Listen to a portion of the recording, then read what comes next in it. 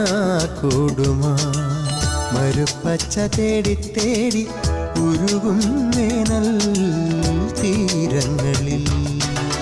കിനാക്കൂടുമായി മരുപ്പച്ച തേടി തേടി ഉരുകും വേനൽ തീരങ്ങളിൽ. തളരുന്ന നേരം കരുത്തേകുവാൻ പാതയമായി പൊഴിയും ദൈവസ്നേഹത്തിൻ ജീവാമൃതം.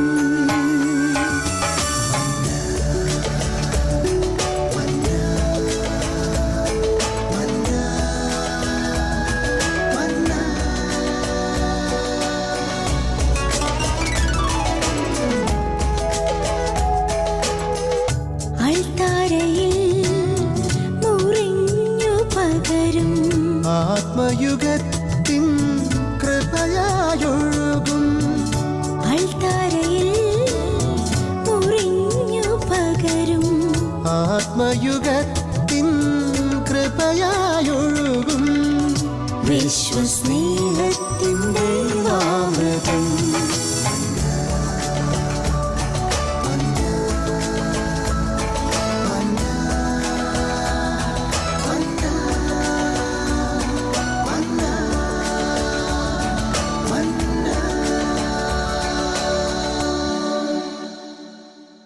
ഈശോയിൽ പ്രിയപ്പെട്ട സഹോദരങ്ങളെ, നിങ്ങൾക്കേവർക്കും മന്നായുടെ ഒരു പുതിയ എപ്പിസോഡിലേക്ക് സ്നേഹപൂർവമായ സ്വാഗതം. ഇന്ന് നമ്മോടൊപ്പം ഇവിടെയുള്ളത് Dubai Saint Mary's Catholic Church ഇടവാംഗങ്ങളായ കത്തോലിക്ക കരിസ്മാറ്റിക് സമൂഹത്തിലെ ഏവർക്കും സുപരിചിതരായ ഡോക്ടർ ബിജുമോൻ, ഡോക്ടർ ലിറ്റി ദമ്പതികളാണ്. ഡോക്ടർ ബിജു, ഡോക്ടർ ലിറ്റി, നിങ്ങളേവരെയും സ്നേഹത്തോടെ സ്വാഗതം ചെയ്യുന്നു. നമ്മളിന്നിവിടെ ചർച്ച ചെയ്യുന്നത് ജീവന്റെ മൂല്യം എന്ന വിഷയത്തെ ആസ്പദമാക്കിയാണ്. ഉൽപ്പത്തിയുടെ പുസ്തകത്തിൽ അധ്യായം 2:7 നമ്മൾ ഇപ്രകാരം വായിക്കുന്നുണ്ട്: ദൈവം മനുഷ്യനെ സൃഷ്ടിച്ചത് തൻ്റെ ജീവശ്വാസം നൽകിയിട്ടാണ്. അതായത് ദൈവീക ജീവൻ പകർന്നുകൊണ്ടാണ് ദൈവം മനുഷ്യനെ ഈ ലോകത്തിലേക്ക് സൃഷ്ടിച്ചത്.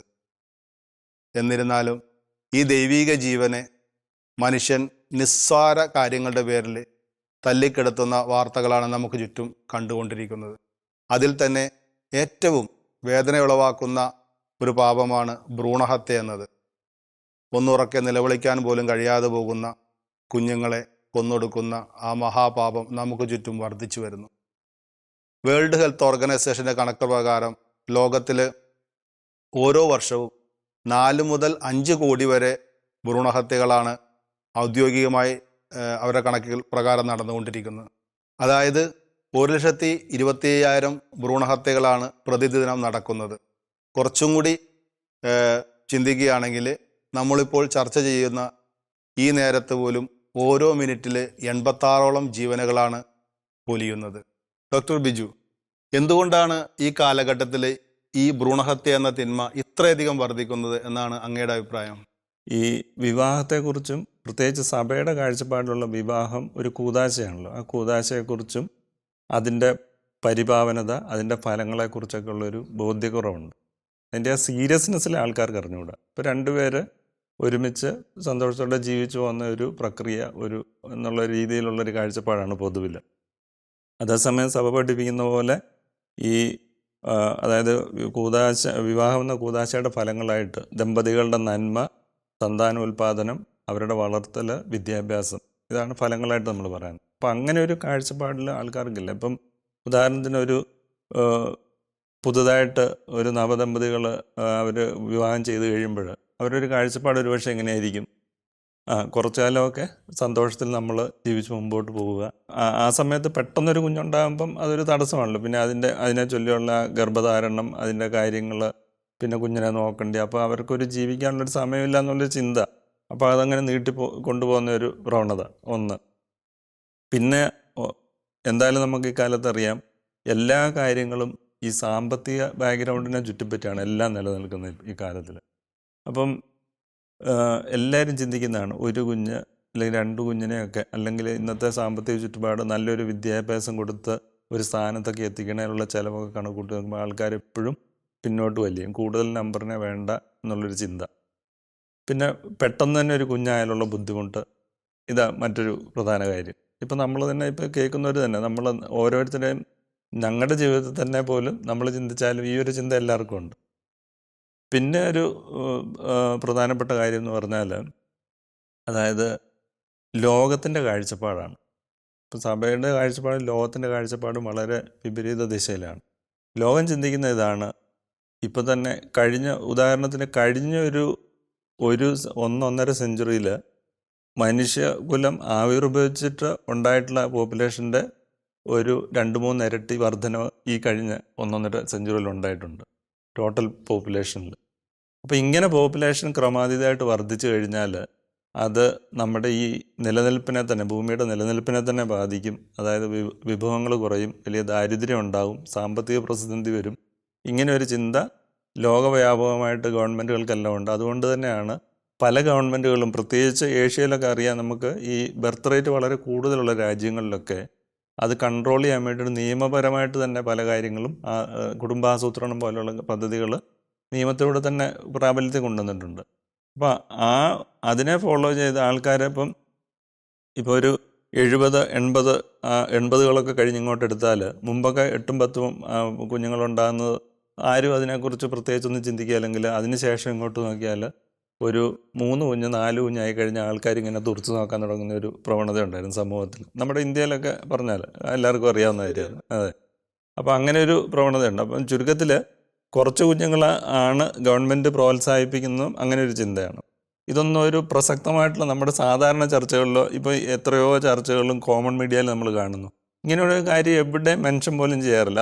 അതൊരു തിന്മയാണെന്നോ പാപമാണെന്നോ ഇത്തരം കുഞ്ഞുങ്ങൾ നശിച്ചു പോകുന്നെന്നോ. ഈ കുഞ്ഞിൻ്റെ ഒരു ആസ്പെക്റ്റ് നമ്മൾ വിശ്വാസത്തിൻ്റെ രീതിയിൽ കാണുന്ന ആ കാഴ്ചപ്പാടല്ല ഒരു ഭ്രൂണത്തെക്കുറിച്ചുള്ളത്. നമ്മളെ സംബന്ധിച്ചിടത്തോളം ഭ്രൂണം എന്ന് പറഞ്ഞാൽ ഒരു ജീവനാണ്, ഒരു വ്യക്തി ആയിക്കഴിഞ്ഞു. അപ്പോൾ അവിടെ നശിച്ചു പോകുമ്പം അതൊരു പ്രശ്നമല്ല, ഭ്രൂണമല്ല, അങ്ങനെ ഒരു ചിന്ത കൊണ്ടും അതൊരു പ്രധാന കാരണമാണ്. അതുകൊണ്ട് അതിനൊരു പ്രസക്തി കൊടുക്കാത്തതും ഒരു കാരണമാണ്. ഡോക്ടർ ലിറ്റി, ഞാൻ ഇങ്ങനെ കേട്ടിട്ടുണ്ട് ആളുകൾക്കിടയിലുള്ള ഒരു എന്താ പറയുക, ഒരു തെറ്റിദ്ധാരണ എന്ന് പറയുന്നത്, അതായത് ഭ്രൂണഹത്യ ഒരു സെർട്ടൻ സമയം വരെ, അതായത് കുഞ്ഞ് ഉരുവായതിനു ശേഷം ഏകദേശം കുറച്ച് നാളുകൾക്ക് മുമ്പ് വരെ ചെയ്തു കഴിഞ്ഞാൽ അത് പാപമല്ല, മറിച്ച് ഒരു 2-3 മാസം അല്ലെങ്കിൽ 3 മാസം കഴിഞ്ഞിട്ട് അങ്ങോട്ട് ചെയ്യുന്നതാണ് പാപമായി മാറുന്നതെന്ന് പറയുന്നത്. അതായത് ഒരു ഭ്രൂണം ഉണ്ടാകുമ്പോൾ, അതായത് ഒരു സ്പേമും ഒരു ബീജവും ഒരു അണ്ടവും കൂടി യോജിച്ച് കഴിയുമ്പോഴാണല്ലോ ആദ്യത്തെ സെല്ല്, അതാണ് ഭ്രൂണം എന്ന് പറയുന്നത്. അപ്പോൾ ഒരു ഭ്രൂണം ഉണ്ടാകുന്ന ആ നിമിഷം മുതൽ അതൊരു ജീവനാണ്. അപ്പം അത് നമ്മൾ ഒരു ദിവസം കഴിഞ്ഞാൽ, അല്ലെങ്കിൽ 1 മിനിറ്റ് കഴിഞ്ഞാൽ, അല്ലെങ്കിൽ 1 മണിക്കൂർ കഴിഞ്ഞാലും ഒരു മിനിറ്റിൽ തന്നെ അതൊരു ജീവനാണ്. അപ്പം നമ്മളതിനെ വളരാൻ അനുവദിച്ച് കഴിയുമ്പോൾ 9 മാസം ആകുമ്പോൾ ഇത് പൂർണ്ണ വളർച്ചയെത്തിയ ഒരു കുഞ്ഞായിട്ട് ആ സ്ത്രീ ആ കുഞ്ഞിനെ പ്രസവിക്കുന്നു. അപ്പം അതേ പൊട്ടൻഷ്യലാണ് ആ 9 മാസം കഴിഞ്ഞപ്പോൾ ആ ജീവനുള്ള ആ കുഞ്ഞായി മാറുന്ന അതേ പൊട്ടൻഷ്യലാണ് ഈ ഭ്രൂണത്തിന് 1 സെക്കൻഡിൽ ആ ഭ്രൂണം ഉണ്ടാകുന്ന അവസ്ഥയിൽ തന്നെ ഉള്ളത്. അപ്പം നമ്മൾ ആ ഭ്രൂണത്തിനെ എപ്പോൾ നശിപ്പിച്ചാലും, ബീജസങ്കലനം കഴിഞ്ഞ ആ നിമിഷം മുതൽ എപ്പോൾ നശിപ്പിച്ചാലും ഇത് അതേപോലെ തന്നെയുള്ള അതായത് ഒരു കുഞ്ഞിനെ കൊല്ലുന്ന അതേ ഗൗരവതരമായ ഒരു തെറ്റാണ്, അല്ലെങ്കിൽ ചുരുക്കി പറഞ്ഞാൽ അതൊരു കൊലപാതകമാണ്. അപ്പം അതുകൊണ്ടാണ് അബോർഷൻ ഒരു വലിയ തെറ്റാണ്, അല്ലെങ്കിൽ കൊലപാതകമാണ് എന്ന് സഭ നമ്മളെ പഠിപ്പിക്കുന്നത്. ഡോക്ടർ ബിജു, ഡോക്ടർ ലിറ്റി നേരത്തെ പറഞ്ഞതെന്ന് ഒരു കാര്യം വളരെ ക്ലിയർ ആണ്. അതായത് ഭ്രൂണഹത്യ അത് എപ്പോഴാണെങ്കിലും, 1 മിനിറ്റ് ഭ്രൂണം ഉരുവായതിനു ശേഷം 1 മിനിറ്റ് ആണെങ്കിലോ 1 സെക്കൻഡോ 9 മാസമോ ഏത് കാലയളവായിക്കൊള്ളട്ടെ അത് പാപം തന്നെയാണ്. എന്താണ് തിരുസഭ ഇതിനെപ്പറ്റി പഠിപ്പിക്കുന്നത്? തിരുസഭ നമുക്കിപ്പം പറഞ്ഞതിൽ നിന്ന് തന്നെ വളരെ വ്യക്തമാണ്, ലിറ്റി പറഞ്ഞതിൽ നിന്ന് വളരെ വ്യക്തമാണ്. From the moment of conception, അതായത് എപ്പം അണ്ടവും ബീജവും കൂടിച്ചേരുന്ന അപ്പം മുതൽ ഒരു ജീവനായും ഒരു വ്യക്തിയായിട്ടുമാണ് ഫീറ്റസിനെ കാണുന്നത്. അതുകൊണ്ട് തന്നെ തീർച്ചയായിട്ടും ഇത് നമുക്കറിയാം, ഈ നമ്മൾ പാപങ്ങളെക്കുറിച്ച് പറയുമ്പോൾ ലഘുപാപങ്ങളിൽ നിന്നും മാരക പാപങ്ങളിൽ നിന്നും വ്യത്യസ്തമായിട്ട് പറയാറുണ്ട്. ലഘുപാപങ്ങൾ നമ്മൾ സാധാരണ വൈദികൻ്റെ കുംസാരത്തിൽ ഒക്കെ ഏറ്റു പറഞ്ഞാൽ മതിയാകും. പിന്നെ അതിന് കാര്യമായിട്ടുള്ള പ്രായശ്ചിത്തങ്ങൾ ഒന്നും തരാറില്ല. അതേപോലെ തന്നെ നമുക്കിപ്പോൾ കുർബാനയ്ക്ക് മുമ്പായിട്ട്, കുർബാന സ്വീകരിക്കുന്നതിന് മുമ്പായിട്ട് നമ്മൾ ഹൃദയം കൊണ്ട് പോലും ആ പാപത്തിന് തരുന്നൊരു വ്യവസ്ഥയുണ്ട്. പിന്നീട് നമ്മൾ ഏറ്റു പറഞ്ഞാൽ മതി ലഘുപാപങ്ങളാകുമ്പോൾ. അതേസമയം ഈ പാപം യഥാർത്ഥത്തിലൊരു മാരക പാപം, കൊലയ്ക്ക് തുല്യമായ, നമ്മുടെ 5-ാം പ്രമാണത്തിനൊക്കെ തുല്യമായ ഒരു പാപമായിട്ടാണ് സഭ കാണുന്നത്. അപ്പോൾ അത് മുമ്പൊക്കെ ഇത് ഒരു ബിഷപ്പ് നേരിട്ട് പാപമോചനം നൽകേണ്ട ഒരു കാര്യമായിട്ട് കണക്കാക്കിയിരുന്നെങ്കിലും ഈ അടുത്ത കാലത്താണ് മാർപ്പാപ്പ അതിനൊരു പ്രത്യേക, കാരണം ഒരുപക്ഷെ ഇത് ഇത്രയും വ്യാപകമായതുകൊണ്ടായിരിക്കും, ഇപ്പോൾ പറഞ്ഞ കണക്ക് വെച്ച് നോക്കുമ്പോൾ ഇതൊരു അത്രയും വ്യാപകമായിട്ടുള്ള പാപമാണ് ആയതുകൊണ്ട് അതിന് എല്ലാ വൈദികർക്കും അത് പാപമോചനം നൽകാനൊരു അധികാരം ഈ കാലഘട്ടത്ത് കൊടുത്തിട്ടുണ്ട്. നമ്മുടെ കരുണയുടെ വർഷത്തോടനുബന്ധിച്ച് ഉണ്ടായ ഒരു കാര്യം. എക്സാക്ട്ലി, അതാണ്. അപ്പം മുതലാണ് നമ്മുടെ ഈ കാറ്റഗിസത്തിലും അതുപോലെ ഈ പ്രീ മരിറ്റൽ കോഴ്സുകളിലൊക്കെ ഇത് വളരെ ഊന്നൽ കൊടുത്ത് അത് പ്രത്യേകമായിട്ട് അതിനൊരു പ്രാധാന്യം കൊടുത്ത് പഠിപ്പിക്കാത്തതായിരിക്കും ഒരു പക്ഷേ ഇത്രയും കൂടുന്നതിൻ്റെ ഒരു കാരണം. പിന്നെ ലോകവ്യാപകമായിട്ടുള്ള ഈ ന്യൂ ഏജ് ചിന്താഗതികളൊക്കെ ഉണ്ട്, ലിബറൽ ചിന്താഗതികൾ, സ്ത്രീത്വത്തെക്കുറിച്ചുള്ള പുതിയ ചിന്തകൾ. ഇപ്പം ഈ വെസ്റ്റേൺ കൺട്രീസിലൊക്കെ നമ്മൾ നോക്കിയിട്ടുണ്ടെങ്കിൽ ഇതിത്രയും പലരും ഇതിന് മുൻപന്തിയിൽ നിന്നിട്ട് ഈ അബോർഷൻ റൈറ്റ്സിന് വേണ്ടിയിട്ട് ഫൈറ്റ് ചെയ്യുന്നതൊക്കെ, അതിന് വേണ്ടിയിട്ട് മുറവിളി കൂട്ടുന്നതൊക്കെ ഈ സ്ത്രീ മുന്നേറ്റ സംഘടനകളാണ്. അതായത് അവർ പറയുന്ന അവരുടെ ശരീരത്തിന്മേലുള്ള അവകാശം അവർക്കാണ്. എന്ത് സ്വീകരിക്കണം, എപ്പോൾ ഗർഭം ധരിക്കണം, എപ്പോൾ ഏത് കുഞ്ഞിനെ വേണം, എപ്പോൾ വേണം എന്നൊക്കെ തീരുമാനിക്കാൻ അവർക്ക് അവരുടെ ശരീരത്തിന്മേലുള്ളൊരു അവകാശം ഉണ്ടെന്ന് പറഞ്ഞിട്ട്. എന്നാൽ സഭ അതല്ല പഠിപ്പിക്കുന്നത്. ഇത് ജീവൻ ആയിക്കഴിഞ്ഞാൽ ആ കുഞ്ഞിന് ഒരു വ്യക്തി എന്നുള്ള രീതിയിൽ അവകാശങ്ങളുണ്ട്. അതാണ് നമ്മൾ മനസ്സിലാക്കേണ്ടത്. ഡോക്ടർ ലിറ്റി, മറ്റൊരു കാര്യത്തെ പറ്റി ചോദിക്കാനുള്ളത്, അതായത് ആളുകൾക്ക് വീണ്ടും നമ്മൾ പറഞ്ഞ കാര്യങ്ങളൊക്കെ കുറേയൊക്കെ അജ്ഞതയുടെ ഒരു പ്രശ്നം കൂടി ഇതിൽ കടന്നു വരുന്നുണ്ട്. കൃത്രിമ ഗർഭനിരോധന മാർഗങ്ങൾ അവലംബിക്കുന്നത്, അതും നമ്മളുടെ ആളുകളുടെ ഇടയിൽ വേണ്ടത്ര ഒരു അവബോധം ഉണ്ടായിട്ടുണ്ടോ എന്ന് സംശയമുണ്ട്. അതുകൊണ്ടായിരിക്കാം ആളുകൾ ഇപ്പോഴും, പ്രത്യേകിച്ച് വിശ്വാസികളുടെ ഇടയിൽ തന്നെ അതിനെപ്പറ്റി വലിയൊരു എന്താ പറയുക, ഒരു അറിവുള്ളതായിട്ട് തോന്നുന്നില്ല. അതുകൊണ്ട് അവർ കൃത്രിമ നിരോധന മാർഗങ്ങൾ ഉപയോഗിക്കുന്ന ഒത്തിരി ആളുകൾ നമ്മുടെ കൂട്ടത്തിലുണ്ടാകാം. ആ ഒരു കാര്യത്തെപ്പറ്റി സഭയുടെ പ്രബോധനം അല്ലെങ്കിൽ സഭയുടെ കാഴ്ചപ്പാട് എങ്ങനെയാണ് ഒന്ന് പറയാമോ? നമ്മുടെ കത്തോലിക്ക സഭയുടെ മതബോധന ഗ്രന്ഥം 2370 ഖണ്ഡികയിൽ കൃത്യമായിട്ട് സഭ നമ്മളെ പഠിപ്പിക്കുന്നുണ്ട്. ഭാര്യയും ഭർത്താവുമായിട്ടുള്ള ലൈംഗിക ബന്ധത്തിൽ നമ്മൾ അതെപ്പോഴും ജീവനോട് തുറവെയുള്ളതായിരിക്കണമെന്നാണ് അതിൽ പറയുന്നത്. അതായത് ജീവൻ ഉണ്ടാകുന്ന പോസിബിലിറ്റിയെ നമ്മൾ പ്രിവെൻറ്റ് ചെയ്യുന്ന അല്ലെങ്കിൽ അതിനെ തടസ്സപ്പെടുത്തുന്ന യാതൊരു തരത്തിലുള്ള ഉപാധികളും നമ്മൾ ഉപയോഗിക്കാൻ അല്ലെങ്കിൽ നമ്മളെ കത്തോലിക്ക സഭ നമ്മളെ അനുവദിക്കുന്നില്ല. പോളാറാമൻ മാർപ്പാപ്പയുടെ ചാക്രിക ലേഖനത്തിൽ ഈ കാര്യം വ്യക്തമായിട്ട് പറഞ്ഞിട്ടുണ്ട്. അതായത് ഈ ദാമ്പത്യ ബന്ധത്തിൽ 2 മാനങ്ങളാണ്. ഒന്ന് സ്ത്രീയും പുരുഷനും തമ്മിലുള്ള സ്നേഹത്തിൻ്റെ ഐക്യം, രണ്ടാമത്തെ ജീവനോടുള്ള തുറവി. ഇത് രണ്ടും ഓപ്പൺ അല്ലാത്തടത്തോളം കാലം അതിൽ പൂർണ്ണത ഇല്ലയെന്ന് ഇത് വളരെ കൃത്യമായിട്ട് ചാക്രിക ലേഖനത്തിൽ പറഞ്ഞിട്ടുണ്ട്. പിന്നെ നമ്മൾ ഈ ഓരോ മെത്തേഡിനെ കുറിച്ച് പറഞ്ഞാൽ ഇപ്പം പലരും വിചാരിക്കും ഇപ്പം ബാരിയർ കോൺട്രസെപ്ഷൻ എന്ന് പറഞ്ഞാൽ കോണ്ടം അല്ലെങ്കിൽ ഡയഫ്രം, ലേഡീസ് ഉപയോഗിക്കുന്ന ഡയഫ്രം പോലെയുള്ളത്, അതിൻ്റെ ഉദ്ദേശം ഗർഭനിരോധനമാണ്. അപ്പം അങ്ങനത്തെ ഉപാധികൾ നമ്മൾ യൂസ് ചെയ്താൽ വേറെ പ്രശ്നങ്ങളൊന്നും ഇല്ലല്ലോ. കാരണം നമ്മൾ അതിൽ പ്രത്യേകിച്ച് നമ്മൾ എംബ്രിയോ ഉണ്ടാവുന്നില്ല, അല്ലെങ്കിൽ എംബ്രിയോ ജസ്റ്റ് ഒരു പ്രിവെൻഷനാണ്, വളരെ പ്രൈമറിലി ആയിട്ടൊരു പ്രിവെൻഷനാണ് എന്നുള്ള രീതിയിൽ ആൾക്കാർ അത് കുഴപ്പമില്ല എന്നുള്ള രീതിയിൽ. പക്ഷേ സഭ നമ്മളെ അങ്ങനെയല്ല പഠിപ്പിക്കുന്നത്. അവിടെ പോലും നമ്മൾ എന്ത് ചെയ്യുന്നത്, ഒരു ജീവൻ്റെ പോസിബിലിറ്റി നമ്മൾ അതിനെ ക്ലോസ് ചെയ്യുകയാണ് ചെയ്യുന്നത്, അല്ലെങ്കിൽ പ്രിവെൻറ്റ് ചെയ്യുന്നത്. അങ്ങനത്തെ യാതൊരു തരത്തിലുള്ള ഉപാധികളും നമ്മൾ യൂസ് ചെയ്യാൻ പാടില്ല എന്നാണ് സഭ നമ്മളെ പഠിപ്പിക്കുന്നത്. പിന്നെ വേറെയുള്ള ഉപാധികളാണ് ഓറൽ കൺട്രാസെപ്റ്റീവ് പിൽസ്. ഇപ്പോൾ നമ്മളത് ഹോർമോൺ പിൽസ് യൂസ് ചെയ്യുക. അപ്പോൾ അവിടെ എന്താ ചെയ്യുന്നതെന്ന് വെച്ചാൽ നമ്മൾ ഈ പിൽസ് കൊടുത്തുകൊണ്ട് നമ്മൾ അണ്ടോൽപാദനത്തിനെ പ്രിവെൻറ്റ് ചെയ്യുന്നു. അപ്പോൾ അവിടെയും നമ്മൾ ജീവൻ ഉണ്ടാകാനുള്ള പോസിബിലിറ്റി നമ്മൾ കംപ്ലീറ്റ്ലി പ്രിവെൻറ്റ് ചെയ്യുന്നു. അപ്പം അത് പിന്നെ അതിനൊരു ചില മെഡിസിൻസ്, ഹോർമോൺസ് ആണ്. ഇപ്പം അതിനൊക്കെ ഒത്തിരി സൈഡ് എഫക്റ്റുകളുണ്ട്. നമുക്ക് നമ്മുടെ പല അവയവങ്ങളെയും ബാധിച്ചേക്കാം, ലിവറിനെ ബാധിച്ചേക്കാം, അല്ലെങ്കിൽ പിന്നെ ചിലപ്പം ഒത്തിരി ഹോർമോൺ ഓവർ യൂസ് കാരണം നമുക്ക് പല ക്യാൻസർ പോലെയുള്ള രോഗങ്ങൾ ഉണ്ടായേക്കാം, അതൊക്കെ ഉണ്ടാകാം. പിന്നെ വേറൊരു പ്രധാനപ്പെട്ട ഒരു അധികം ആൾക്കാർ യൂസ് ചെയ്യുന്ന ഒരു ഉപാധിയാണ് യൂട്രസിൻ്റെ അകത്ത് നമ്മൾ നിക്ഷേപിക്കുന്ന ഇൻട്രാ യൂട്രെയിൻ കോൺട്രസെപ്റ്റീവ് ഡിവൈസ് എന്ന് പറയും. കോപ്പർട്ടി മുതലായിട്ടുള്ള ഇൻട്രാ യൂട്രെയിൻ ഡിവൈസ്. അതായത് യൂട്രസിൻ്റെ അകത്ത് നമ്മൾ ഒരു ഇനാക്റ്റീവ് ആയിട്ടുള്ള ഒരു ഒരു അതായത് നമ്മുടെ ബോഡിയുമായിട്ടും അത്ര coil, റിയാക്ട് ചെയ്യാത്ത ഒരു ഒരു coil. കോയിൽ, അതെ, കോയിൽ നിക്ഷേപിക്കുക.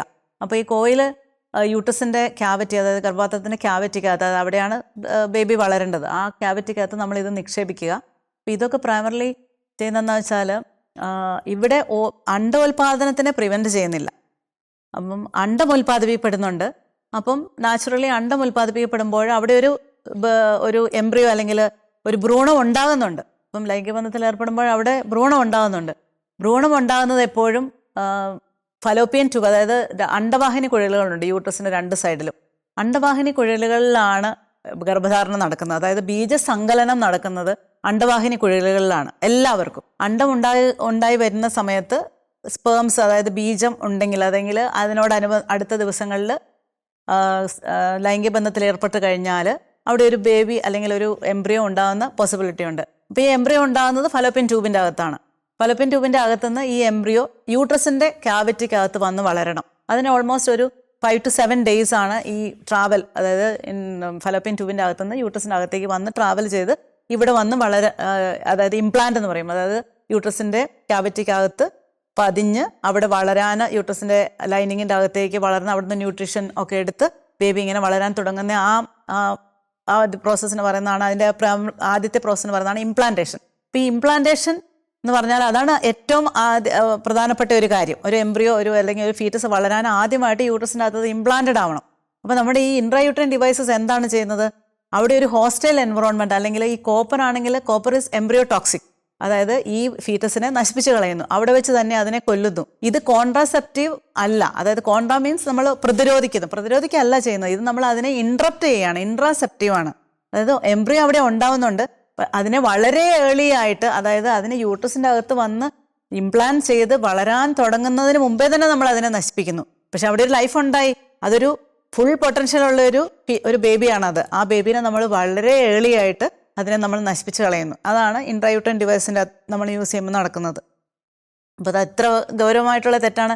പക്ഷേ ഇത് നമ്മൾ ആരും അറിയുന്ന പോലുമില്ല. നമ്മളിങ്ങനെ ഒരു ഇൻട്രായൂട്രൈൻ ഡിവൈസ് നമ്മൾ യൂട്രസിൻ്റെ അകത്ത് നിക്ഷേപിച്ചാൽ പലതിനും 3 വർഷം അല്ലെങ്കിൽ ചിലത് 5 വർഷം വരെ നമുക്ക് അതിൻ്റെ ഉള്ളിൽ യൂസ് ചെയ്യാം. അതിൻ്റെ ഉള്ളിൽ നിക്ഷേപിച്ച് അത് അത്രയും ലൈഫ് സ്പാൻ ഉണ്ട് അതിന്. അപ്പോൾ അത് കഴിഞ്ഞാണ് ആൾക്കാർ അതിനെക്കുറിച്ച് അത് മാറ്റിയിടുകയോ അല്ലെങ്കിൽ അത് ഊരിക്കളയോ. ഇപ്പോൾ ഈ 5 വർഷത്തിൻ്റെ ഉള്ളിൽ എത്രയോ ബേബികൾ കൊല്ലപ്പെട്ടിട്ടുണ്ടായിരിക്കാമെന്ന് നമുക്കൊന്ന് ഊഹിക്കാവുന്നതേ ഉള്ളൂ. അപ്പം അത് ആൾക്കാർക്ക് അതിനെക്കുറിച്ച് അവയർനെസ് ഇല്ല. ഇതുപോലെ ഇൻട്രായൂട്രൈൻ ഡിവൈസ് നമ്മൾ വെച്ചാൽ വേറൊരു ഇതെന്താണെന്ന് വെച്ചാൽ അതുകൊണ്ട് ഇൻഫെക്ഷൻ വരാം. കാരണം അതിനൊരു ടെയിൽ ഒരു ഇതുണ്ട്, ഒരു ത്രെഡുണ്ട്. അപ്പോൾ ആ ത്രെഡിൽ കൂടി ഈ ബാക്ടീരിയാസും അല്ലെങ്കിൽ ഇങ്ങനത്തെ അണുക്കൾ യൂട്രസിൻ്റെ അകത്ത് കടന്നിട്ട് അവിടെ ഇൻഫെക്ഷൻ ഉണ്ടാക്കാം. അപ്പം ഇൻഫെക്ഷൻ ഉണ്ടായിക്കഴിഞ്ഞാൽ യൂട്രസിൻ്റെ അകത്ത് ഇൻഫെക്ഷൻ ഉണ്ടായിക്കഴിഞ്ഞാൽ ആ ഇൻഫെക്ഷൻ ഫലോപ്പിയൻ ട്യൂബിൽ കൂടി സ്പ്രെഡ് ചെയ്യാം. ഫലോപ്പിയൻ ട്യൂബ് എന്ന് പറഞ്ഞാൽ വളരെ ചെറിയൊരു സ്ട്രക്ചറാണ്. അതിൻ്റെ അകത്തെ ലൈനിങ് ട്യൂബിന് 10 സെൻറ്റിമീറ്റർ നീളമുണ്ട്. പക്ഷേ ആ ട്യൂബിൻ്റെ അകത്തെ ലൈനിങ് എന്ന് പറഞ്ഞാൽ ചില സ്ഥലത്ത് അത് 1 മില്ലിമീറ്ററേ ഉള്ളൂ അതിൻ്റെ ഡയമീറ്റർ. അപ്പോൾ അത് എന്താ അതിൻ്റെ ഇമ്പോർട്ടൻസ് എന്ന് വെച്ചാൽ, ഞാൻ പറഞ്ഞല്ലോ ബീജസങ്കലനം എവിടെയാണ് നടക്കുന്നതെന്ന്. അതിനുശേഷം ആ എംബ്രിയോ യൂട്രസിൻ്റെ അകത്തേക്ക് വരാൻ വേണ്ടിയിട്ട് ആ ഫലോപ്പിയൻ ട്യൂബിൽ കൂടി ട്രാവൽ ചെയ്തിട്ട് വേണം വരാൻ. അപ്പോൾ ഈ ട്യൂബിൽ ചെറിയ ബ്ലോക്ക് പോലെ, അത് ഒരു പ്രാവശ്യം ഇൻഫെക്ഷൻ വന്നാൽ 25% risk of infection, 25% risk of blockage എന്നാണ് പറയുന്നത്. ഈ ട്യൂബിൽ ഒരു നല്ലൊരു ഇൻഫെക്ഷൻ വന്നു കഴിഞ്ഞാൽ ഈ ട്യൂബിൽ ബ്ലോക്ക് ആവാനുള്ള സാധ്യത 25% ആണ്. ഇപ്പോൾ ട്യൂബ് ബ്ലോക്കാന്ന് പറഞ്ഞാൽ പിന്നെ നമുക്ക് പ്രഗ്നൻസി ഉണ്ടാവാനുള്ള സാധ്യത ഭയങ്കര കുറവാണ്. 2 ട്യൂബും ബ്ലോക്ക് ചെയ്താൽ പിന്നെ ആ വ്യക്തിക്ക് നാച്ചുറലായിട്ട് കൺസീവ് ചെയ്യാൻ ഭയങ്കര ബുദ്ധിമുട്ടാണ്. ട്യൂബൽ സർജറി അല്ലെങ്കിൽ ബ്ലോക്ക് നമ്മൾ റിലീസ് ചെയ്യാൻ വേണ്ടിയുള്ള സർജറീസൊക്കെ വെരി കോംപ്ലിക്കേറ്റഡ്. അതിൻ്റെ ഔട്ട്കം ഒക്കെ അത്ര നല്ലതല്ല. പിന്നെ വളരെ എക്സ്പെർട്ടീസ് ആയിട്ടുള്ള സ്ഥലത്ത് പോയി ചെയ്താലേ എന്തെങ്കിലും ഒരു സക്സസ് ഒക്കെ വരാൻ പറ്റുള്ളൂ. അത് ഇറ്റ്സ് വെരി ഡിഫിക്കൽട്ട് സർജറി. കാരണം എന്താണെന്ന് വെച്ചാൽ ഇതിൻ്റെ ഡയമീറ്റർ 1 മില്ലിമീറ്ററേ ഉള്ളൂ. അപ്പോൾ അത് നമ്മൾ അതിൻ്റെ മുകളിൽ സർജറി ചെയ്താൽ ചിലപ്പം പിന്നെയും ബ്ലോക്ക് റിലീസ് ആവണമെന്ന് നിർബന്ധമൊന്നുമില്ല. പിന്നെ വേറെ ഒന്നാണ്, ഇപ്പോൾ നമ്മുടെ നാട്ടിലൊക്കെ അറിയാം, നമ്മുടെ ഇന്ത്യയിൽ വളരെ കുറച്ച് എല്ലാവർക്കും തന്നെ 2 കുട്ടികൾ അല്ലെങ്കിൽ കൂടി വന്ന 3 കുട്ടികൾ. അത് കഴിഞ്ഞാൽ പിന്നെ പെട്ടെന്ന് തന്നെ ഇന്ന് നമുക്ക് കുട്ടികൾ വേണ്ട. പിന്നെ അടുത്തത് നമ്മൾ പെർമനൻറ്റ് മെത്തേഡ് യൂസ് ചെയ്യാൻ വേണ്ടി പോവുകയാണ്. അതായത് പെർമനൻറ്റ് മെത്തേഡ് എന്ന് പറഞ്ഞാൽ ട്യൂബൽ ലൈഗേഷൻ നമ്മൾ പറയും. അതായത് ട്യൂബ് കട്ട് ചെയ്ത് കളയുക, അതായത് പ്രസവം നിർത്തുക. അപ്പോൾ അതെന്ന് പറഞ്ഞാൽ ദൈവം നമുക്ക് തന്നിരിക്കുന്ന ഒരു കഴിവ്, അതായത് ഗർഭധാരണം. ഇപ്പം നമുക്ക് ഉൽപ്പത്തിയിൽ ദൈവം നമ്മളെ അനുഗ്രഹിച്ചു പെരുകി വർദ്ധിക്കുക എന്ന്. അപ്പം അത് നമ്മൾ ദൈവം തന്ന ഒരു ദാനം നമ്മൾ ഒട്ടും ചിന്തയില്ലാതെ പോയിട്ട് ഇത് കട്ട് ചെയ്ത് നമുക്കിനി വേണ്ട. കാരണം പിന്നെ നമുക്ക് പ്രശ്നമില്ല, നമ്മൾ പ്രഗ്നൻ്റ് ആവത്തില്ല, അതിനെക്കുറിച്ചും വറി വേണ്ട. പിന്നെ എല്ലാം ഒരു ലൗകികതയുടെ ഒരു ലെവലിലേക്കാണല്ലോ പിന്നെ അതിൻ്റെ ഒരു ബാക്കിയുള്ള കാര്യം. കുറച്ച് നാൾ കഴിഞ്ഞിട്ടായിരിക്കും ഇതിനെക്കുറിച്ച് ചിന്തിക്കുന്നത്. അപ്പം നമുക്ക് ഇപ്പോൾ നമ്മൾ അല്ലെങ്കിൽ ഏതെങ്കിലും ധ്യാനത്തിൽ കൂടിയോ അല്ലെങ്കിൽ നമുക്ക് ഈ പാപത്തിനെക്കുറിച്ച് ഒരു അവയർനെസ് വരുമ്പോൾ ഭയങ്കര ഒരു ഡിപ്രഷനിലേക്ക് ആൾക്കാർ പോകുന്നതും ഒത്തിരി അങ്ങ് മാനസികമായിട്ട് അങ്ങ് തളർന്നു പോകുന്നതും ഒക്കെ അങ്ങനെയുള്ള കപ്പിൾസിനെ ഒത്തിരി നമ്മൾ കണ്ടിട്ടുണ്ട്. അപ്പൊ ഇതിനൊരു ഇതെല്ലാം സഭ പറയുന്നത് എല്ലാം അതെ. തെറ്റായ രീതികളാണ്. അതെ, സഭ സഭ ഇതൊന്നും സഭ പ്രോത്സാഹിപ്പിക്കുന്നില്ല. ഒരു കാര്യവും പ്രോത്സാഹിപ്പിക്കുന്നില്ല. പ്രോത്സാഹിപ്പിക്കുന്നതല്ല, ഇതെല്ലാം തെറ്റാണെന്നാണ് സഭ പഠിപ്പിക്കുന്നത്.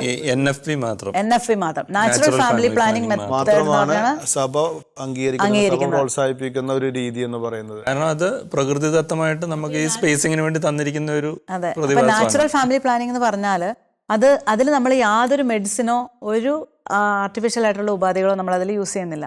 ഇതെന്ന് പറഞ്ഞാൽ കംപ്ലീറ്റ്ലി നാച്ചുറലായിട്ട്, അതായത് ഒരു സ്ത്രീയുടെ ശരീരത്തിൽ ഉണ്ടാകുന്ന വ്യതിയാനങ്ങൾ, അതായത് ഫെർട്ടിലിറ്റി സംബന്ധമായിട്ടുണ്ടാകുന്ന ചേഞ്ചസ് നമ്മൾ കണ്ടുപിടിച്ചുകൊണ്ട് ഒബ്സർവ് ചെയ്തുകൊണ്ട് എപ്പോഴാണ് അണ്ടോൽപാദനം നടക്കുന്നത് എന്ന ആ സമയം നമ്മൾ മനസ്സിലാക്കുക. അപ്പം ഇതായത് നമ്മൾ ഇപ്പോൾ ഒരു ഓവുലേഷൻ, അതായത് എഗ് ഉണ്ടാകുന്ന ആ സമയത്ത് നമ്മുടെ ബോഡിയിൽ ഒത്തിരി ഹോർമോണൽ ആക്ഷൻസ് നടക്കുന്നതുകൊണ്ട് ഒത്തിരി വ്യതിയാനങ്ങൾ നടക്കും. അപ്പോൾ ഒരു കോൺസ്റ്റൻ്റ് ആയിട്ട് റെഗുലറായിട്ട് നമ്മളിത് ഒബ്സർവ് ചെയ്യുവാണെങ്കിൽ നമുക്ക് നല്ല ഒരു പ്രഡിക്ഷനോട് കൂടി നമുക്ക് പറയാൻ പറ്റും ഓവുലേഷൻ എപ്പോഴാണ് നടക്കുന്നതെന്ന്. അപ്പം അത് ആ ഡേയ്സ് നമ്മൾ കണ്ടുപിടിച്ചാൽ അപ്പം നമ്മൾ അന്നേരം നമ്മൾ ലൈംഗിക ബന്ധത്തിൽ ഏർപ്പെടാതെ ഇരുന്നാൽ അപ്പോൾ കുട്ടികൾ ഉണ്ടാവത്തില്ല. അല്ലെങ്കിൽ ഇനിയിപ്പം നമുക്ക് പ്രഗ്നൻ്റ് ആവാതെ, അതായത് നാച്ചുറലായിട്ട് ഇവർ ട്രൈ ചെയ്തിട്ട് പ്രഗ്നൻ്റ് ആകുന്നില്ലാത്ത ഒരു കപ്പിളിനെയും നമുക്ക് ഈ നാച്ചുറൽ ഫാമിലി പ്ലാനിങ് മെത്തേഡിനെ കുറിച്ചുള്ള അവയർനെസ് കൊടുത്താൽ അവർക്ക് ഈ ഫെർട്ടൈൽ പീരീഡ്, അതായത് എപ്പോഴാണ് പ്രഗ്നൻസി ഉണ്ടാവാൻ പോസിബിലിറ്റി ഉള്ള സമയം എന്ന് അവർക്ക് കണ്ടുപിടിക്കാനും ആ സമയത്ത് അവർക്ക് ട്രൈ ചെയ്ത് അവർക്ക് കുട്ടികൾ ഉണ്ടാവാനുള്ള ഒരു പോസിബിലിറ്റിയും കൂടെ ഈ നാച്ചുറൽ ഫാമിലി പ്ലാനിങ് മെത്തേഡിനെ കുറിച്ച് നമ്മൾ അവയർനെസ് കൊടുക്കുമ്പോൾ അങ്ങനെ കപ്പിൾസിന് അങ്ങനെ ഒരു എക്സ്പീരിയൻസ് ഉണ്ടാവാറുണ്ട്. അല്ലാതെ വേറെ ഒരു മാർഗ്ഗങ്ങളും ഗർഭനിരോധന മാർഗ്ഗങ്ങളും നമ്മൾ യൂസ് ചെയ്യാൻ പാടില്ല. കാരണം അതൊന്നും ലൈഫിനോട് ഓപ്പണേ അല്ല. അതാണ് സഭ പഠിപ്പിക്കുന്നത്. ഒരു ന്യായം ആൾക്കാർ ചിലപ്പോൾ പറയാറുള്ളതാണ്, ഈ ഭ്രൂണാവസ്ഥയിൽ വ്യക്തിയെന്ന് നമ്മൾ ടെക്നിക്കലി പറഞ്ഞാലും ആൾക്ക് അതിന് ബോധ്യമില്ലല്ലോ. അങ്ങനെ ഒരു ആർഗ്യുമെൻ്റ് ഉണ്ട് അതിനകത്ത്. പക്ഷേ അതുപോലും ഇപ്പം പറഞ്ഞു കഴിഞ്ഞാൽ, അപ്പോൾ അതിനെക്കുറിച്ച് ഒരാൾ പറഞ്ഞതാണ്, ഒരു കോമയിൽ കിടക്കുന്ന ഒരു പേഷ്യൻ്റ്, അയാൾക്ക് ഒന്നും പ്രതികരിക്കുന്നില്ലല്ലോ എന്ന് പറഞ്ഞുകൊണ്ട് ഏതെങ്കിലും നിയമം എവിടെയെങ്കിലും സമ്മതിക്കുന്നുണ്ടോ അയാൾക്ക് അയാളുടെ മുകളിൽ എന്തെങ്കിലും ചെയ്യാമെന്ന്?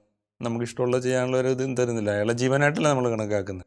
പക്ഷേ ചിലപ്പോൾ 2 മാസം വരെ 1-2 മാസം വെന്റിലേറ്ററിൽ കോമയിൽ കിടക്കുന്ന ആൾക്കാരുണ്ട്. അത് കഴിയുമ്പോൾ അവരുടെ ജീവനില്ല എന്ന് പറഞ്ഞ പോലെ ഒരു 9 മാസം വെന്റിലേറ്ററിൽ കിടക്കുന്ന അല്ലെങ്കിൽ കോമയിൽ കിടക്കുന്ന ഒരു ഇതായിട്ട് നമ്മൾ കൂട്ടിയാൽ മതി.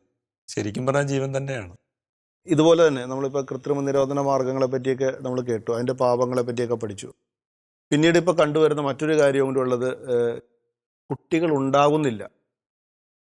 കല്യാണം കഴിഞ്ഞുള്ള ദമ്പതികൾ വളരെ കാലമായിട്ട് കുട്ടികളുണ്ട്, അല്ലെങ്കിൽ ഒരു കുട്ടി ഉണ്ടായിട്ട് അടുത്ത കുട്ടിക്കായിട്ട് വളരെ നീണ്ട കാലം കാത്തിരിക്കേണ്ടി വരുന്നു. അപ്പോൾ ആ ഒരു അവസരത്തിൽ ഇപ്പോൾ കണ്ടുവരുന്ന ഒരു പ്രവണത അല്ലെങ്കിൽ നമുക്ക് കാണാൻ കഴിയുന്നത്, പലരും IVF എന്ന പോലെയുള്ള പല കൃത്രിമ ഗർഭധാരണ ചികിത്സാരീതികൾ അവലംബിക്കുന്നതായിട്ട് കണ്ടുവരുന്നുണ്ട്.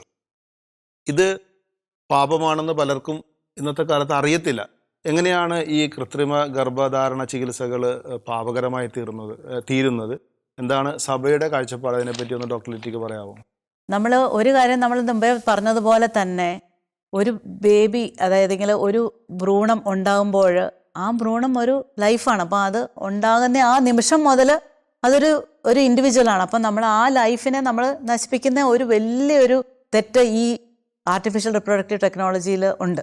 അതെങ്ങനെയാണെന്ന് വെച്ചാൽ, ഇപ്പം നമ്മൾ ഈ IVF ചെയ്യുക എന്ന് പറഞ്ഞാൽ, ഇപ്പം നമ്മൾ ഒത്തിരി എഗ്ഗ്, അതായത് ഈ സ്ത്രീക്ക്, അതായത് ഈ വ്യക്തിക്ക് നമ്മൾ മെഡിസിൻ അല്ലെങ്കിൽ ഇഞ്ചക്ഷൻസ് കൊടുക്കുക, ഹോർമോൺ ഇഞ്ചക്ഷൻസ് അല്ലെങ്കിൽ ഹോർമോൺ മെഡിസിൻസ് ടാബ്ലറ്റ്സ് അതൊക്കെ കൊടുത്തിട്ട് ഒത്തിരി അണ്ടങ്ങൾ ഉൽപ്പാദിപ്പിക്കുക ഒരു മാസത്തിൽ തന്നെ. അപ്പോൾ ഓവറിനെ ഹൈപ്പർ സ്റ്റിമുലേറ്റ് എന്ന് പറഞ്ഞാൽ നമ്മൾ സ്റ്റിമുലേറ്റ് ചെയ്ത് ഒത്തിരി എഗ്സ് ഉണ്ടാക്കുക.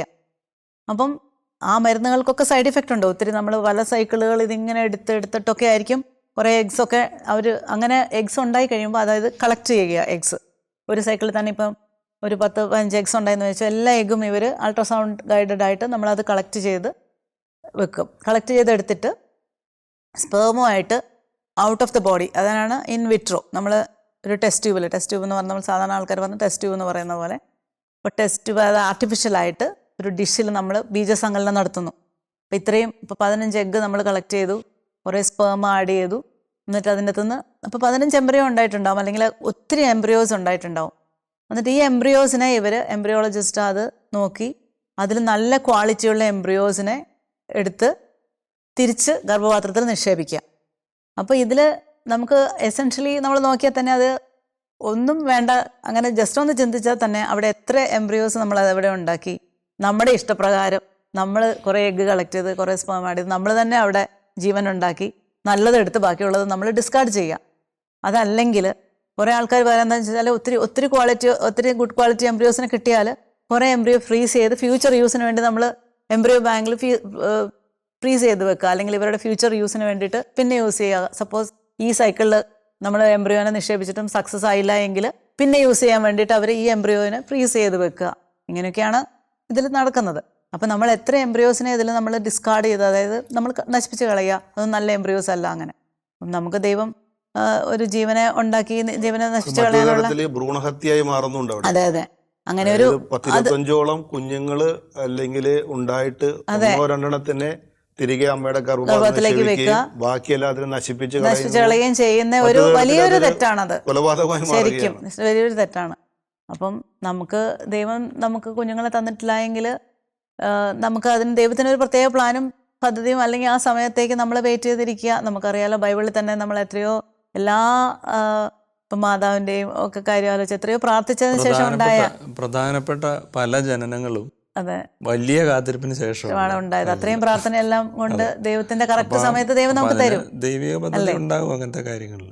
അപ്പൊ അങ്ങനെ ഒരു വലിയൊരു ഈവൾ ഇതിന്റെ അകത്ത് ഉണ്ട്. ഈ IVF അങ്ങനെ ഒരു വലിയൊരു ആസ്പെക്ട് ഉണ്ട് അതിൻ്റെ അകത്ത്. അപ്പോൾ ഇത് നമ്മളെ ശ്രവിക്കുന്ന ആളുകൾക്ക് പലപ്പോഴും ചിലപ്പോൾ ഈ ഒരു എപ്പിസോഡ് കേൾക്കുമ്പോൾ ഒത്തിരി വിഷമങ്ങൾ അവർക്ക്, അല്ലെങ്കിൽ മാനസികമായ പ്രയാസങ്ങൾ ഒക്കെ തോന്നിയേക്കാം. കാരണം അവരുടെ അറിവില്ലാത്ത കാലത്തിലോ മറ്റുള്ളവരുടെ വീട്ടുകാരുടെ നിർബന്ധത്തിന് വഴങ്ങിയോ ജീവിത പങ്കാളി നിർബന്ധത്തിന് വഴങ്ങിയോ ഒക്കെ ഈ ഭ്രൂണഹത്യ ചെയ്തിട്ടുള്ള ഒത്തിരി ആളുകൾ ഇപ്പോൾ നമ്മളെ ശ്രവിക്കുന്നുണ്ടാകാം. അവരോട് എന്നാൽ അവരതിനെ ഓർത്ത് കാലങ്ങളോളം ചിലപ്പോൾ മാനസിക വിഷമം കൊണ്ടും പശ്ചാത്താപത്തിലൂടെ കടന്നു പോകുന്നുണ്ട്. അവരോട് എന്ത് ഉപദേശമാണ്, എന്ത് ആശ്വാസവാക്കാണ് നമുക്ക് ഈ അവസരത്തിൽ തിരുസഭയിൽ നിന്നുകൊണ്ട്, കരുണയുടെ വാതിൽ തുറന്നു കിടക്കുന്ന തിരുസഭയിൽ നിന്നുകൊണ്ട് എന്തായിരിക്കും പറയാൻ കഴിയുക? അബോർഷൻ എന്നുള്ള ആ തിന്മയെക്കുറിച്ച് നമ്മൾ കേട്ടു. എന്നാൽ അതിൻ്റെ ഒരു മറുവശം നമ്മൾ പലപ്പോഴും ചിന്തിക്കാറില്ല. അതായത് ഒരുപക്ഷെ ഒരു പ്രത്യേക ചില കാരണങ്ങൾ കൊണ്ട്, അന്നത്തെ സാഹചര്യങ്ങൾ കൊണ്ട്, അല്ലെങ്കിൽ ഈ പറഞ്ഞ പോലെ അറിവില്ലായ്മ കൊണ്ടൊക്കെ ഇങ്ങനെയൊക്കെ സംഭവിച്ചു പോയി. എന്നാൽ പിന്നീട് ഇത് കാലത്ത് അവരത് മനസ്സിലാക്കി കഴിയുമ്പോൾ എത്രയോ വർഷങ്ങളോളം പിന്നീട് അതിനെക്കുറിച്ച് ദുഃഖിക്കുന്നവരും അങ്ങനത്തെ ഉള്ള ആൾക്കാരൊക്കെ ഉണ്ട്. പക്ഷെ നമ്മൾ തീർച്ചയായിട്ടും ഇതൊരു നമ്മൾ വളരെ ക്ലിയറായിട്ടും അതിൻ്റെ സീരിയസ്നെസ്സിനെ കുറിച്ചും വ്യക്തമായി പറഞ്ഞ് വളരെ സീരിയസ് ആയിട്ടുള്ളൊരു പാപമാണെന്നുള്ള കാര്യങ്ങളൊക്കെ പറയുമ്പോഴും നമ്മളെപ്പോഴും കരുണയുടെ ആ വശം കൂടെ നമ്മൾ ചിന്തിക്കണം. അതായത് സഭ എപ്പോഴും എത്ര വലിയ പാപികളോട് പോലും സഭ എപ്പോഴും ഓപ്പണാണ്. അവർക്കൊരു ചാനൽ ദൈവം തന്നെ കൊടുത്തിട്ടുണ്ട്. നമുക്ക് നമ്മുടെ എന്താണ് നിങ്ങളുടെ പാപം രക്തം പോലെ രക്താംബരമാണെങ്കിലും മഞ്ഞ് പോലെ ഞാൻ വെളുപ്പിക്കുമെന്നല്ല നമ്മുടെ വചനത്തിൽ പറയുന്നത്. എന്ന് പറഞ്ഞാൽ അത്രയും കഠിന പാപം. രക്താംബരം എന്ന് പറയുമ്പം ചോരചിന്തലിനെ കുറിച്ചാണ് പറയുന്നത്. അപ്പം അങ്ങനെ ഒരു സംഭവം ഉണ്ടെങ്കിൽ പോലും നമുക്ക് തീർച്ചയായിട്ടും കരുണയുള്ള ദൈവം, നമ്മളത് ഹൃദയത്തിൽ പശ്ചാത്തപിക്കും. നമുക്ക് അവരനുഭവിക്കുന്ന മനോവധ തന്നെ അവരുടെ പശ്ചാത്താപമാണ് ശരിക്കും. അപ്പോൾ അതൊരു വൈദ്യൻ്റെ മുമ്പിൽ കൃത്യമായിട്ട് ആ പാപം ഏറ്റു പറഞ്ഞു കഴിഞ്ഞാൽ അവർക്ക് പൂർണ്ണ മോചനം ലഭിക്കുന്നതാണ്. അപ്പം ഇതാണത്. നമ്മൾ അതിൻ്റെ പാപത്തെക്കുറിച്ച് മനസ്സിലാക്കുക, പശ്ചാത്തപിക്കുക, നമ്മൾ പാപം പറയുന്ന പോലെ തന്നെ ഏറ്റു പറഞ്ഞ് പിന്നെ അതിനെ തിരുത്താൻ വേണ്ടിയിട്ട് പ്രായശ്ചിത്തം ചെയ്ത് അതിന് ജീവിതത്തിൽ നന്മയുടെ വളരെ സന്തോഷത്തോടെ അതിലേക്ക് തിരിച്ചു വരിക എന്നുള്ളതാണ് ജോൺ പോൾ രണ്ടാമൻ മാർപ്പാപ്പ പറഞ്ഞത്. നിങ്ങൾ ഈ ഒരു ഭ്രൂണഹത്യ അല്ലെങ്കിൽ അബോർഷൻ ചെയ്ത ദമ്പതികളോട്, അമ്മയോട് പറയുകയാണ്, നിങ്ങൾ ചെയ്ത തെറ്റ് തീർച്ചയായിട്ടും തിരുസഭയ്ക്കെതിരായിട്ടും ദൈവത്തിനെതിരായിട്ടുള്ള വലിയൊരു പാപം തന്നെയാണ്. എന്നാൽ കരുണയുള്ള ദൈവം തീർച്ചയായിട്ടും നിങ്ങളിത് പശ്ചാത്തപിച്ച് ഏറ്റു പറയുമ്പോൾ സഭയോടും ദൈവത്തോടും നിങ്ങളെ അനുരഞ്ജിപ്പിക്കും. സ്വർഗത്തിലിരിക്കുന്ന നിങ്ങളുടെ കുഞ്ഞുമായിട്ടും നിങ്ങൾ സന്തോഷത്തോടെ നിങ്ങൾ അനുരഞ്ജനപ്പെടും എന്നൊരു വലിയൊരു ആശ്വാസത്തിൻ്റെ വചനം ജോൺ പോൾ രണ്ടാമൻ മാർപ്പാപ്പ തന്നെ പറഞ്ഞിട്ടുണ്ട്.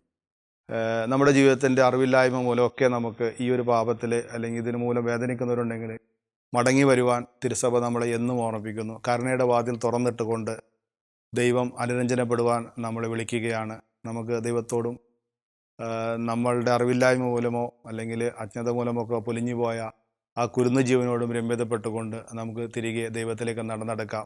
നഷ്ടപ്പെട്ടു പോയ സമാധാനവും സന്തോഷവും ഈശോയിൽ നിന്ന് വീണ്ടെടുക്കാൻ നിങ്ങളെല്ലാവരെയും ദൈവം അനുഗ്രഹിക്കട്ടെ എന്ന് പ്രാർത്ഥിക്കുന്നു. ഡോക്ടർ ബിജു, ഡോക്ടർ ലിറ്റി, ഒത്തിരി നല്ല കാര്യങ്ങൾ പങ്കുവച്ച നിങ്ങൾക്ക് ഒത്തിരി നന്ദി പറയുന്നു. ദൈവം സമൃദ്ധമായിട്ട് നിങ്ങളെ അനുഗ്രഹിക്കട്ടെ.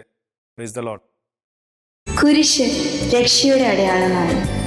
സ്നേഹത്തിൻ്റെയും പങ്കുവെക്കലിൻ്റെയും മഹത്തായ അനുഭവം. ആ വലിയ രക്ഷയുടെ സാന്നിധ്യം നമ്മുടെ ജീവിതത്തെ സമ്പൂർണ്ണമാക്കട്ടെ. ഏവർക്കും ക്രിസ്തു സ്നേഹവും സമാധാനവും നേരുന്നു. പ്രാർത്ഥനയിൽ നമുക്ക് പരസ്പരം ഓർമ്മിക്കാം. നിങ്ങളുടെ അഭിപ്രായങ്ങളും നിർദ്ദേശങ്ങളും ഞങ്ങളെ അറിയിക്കാൻ മറക്കരുത്. eldroyvision.uae@gmail.com. വിശ്വസ്നേഹത്തിൻ്റെ ദൈവാമൃതം